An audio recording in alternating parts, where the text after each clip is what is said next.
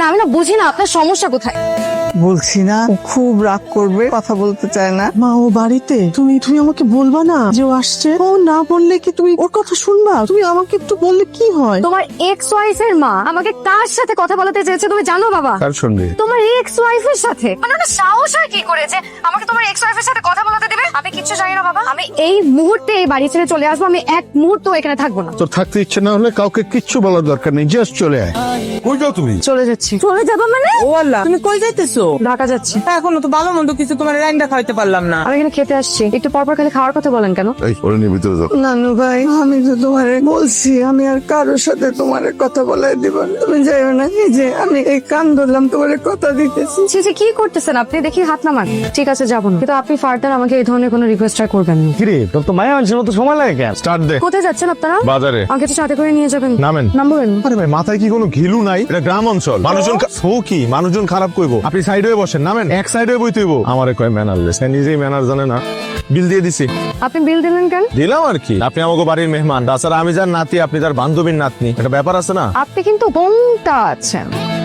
চুরি। Thank you. এটা এটা এটা বাজার, মানুষজন আমার দিকে চাই আছে, আমারে ছাড়েন। সরি। এই সামান্য একটা চুরি পেয়ে এত খুশি হলেন? আসলে আমার ফ্যামিলিতে তেমন কেউ নাই তো বাবা ছাড়া, তাই কখনো তেমন একটা গিফটস পাওয়া হয় নাই। এত বছর পর আমাদের কেউ গিফটস দিচ্ছে, তাই আমি একটু ওভার এক্সাইটেড হয়ে গেছি এখন। কে কইছে তোমার কেউ নাই? আমরা আছি না? তুমি কই ফালাইছি না? ভুলে আসলে আপনি হইব ভুলে। আসলে তুমি ওই চুরিটা প্রায় বাচ্চা কমতা তো খুশি হয়ে গেছিলা, মানে আপনি খুশি হয়ে গেছিলেন তাই আর কি। তুমি কই ফালাইছি? চাইলে আমাকে তুমি বলতে পারো, ইটস ফাইন।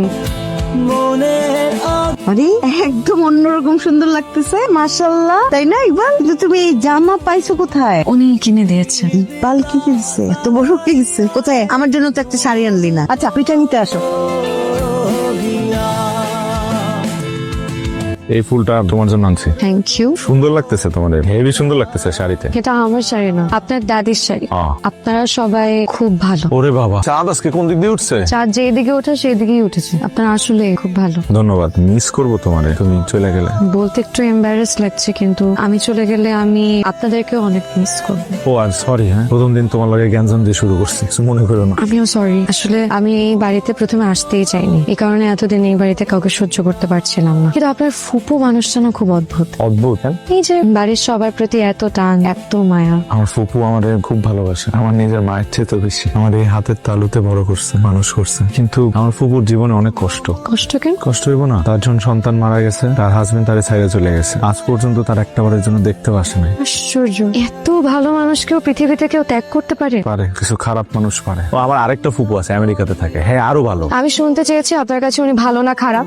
আমার এই ফুপির লগে আপনার সমস্যা কি? সমস্যা আছে, আমার অনেক সমস্যা আছে। আমি তোকে আস্তে আস্তে আস্তে করে মাসাজ করে দিচ্ছি, আস্তে আস্তে করে মাসাজ করে দিচ্ছি, আর দোয়া পরে ফুট দিয়ে দিচ্ছি বালিশটাতেই, তাহলে একটু আরাম পাবে। আপনি সারা রাত আমাকে কোলে রেখে জেগেছিলেন। আমি যে কষ্ট শুইতে পারি না। আপনি তো আমাকে চেনেন না, এর আগে কোনোদিন দেখেননি, তারপরেও সারা রাত। কাউকে কাউকে চিনতে হয় না, আর তোমাকে দেখলেই মনে হয় তুমি কতকালের চেনা।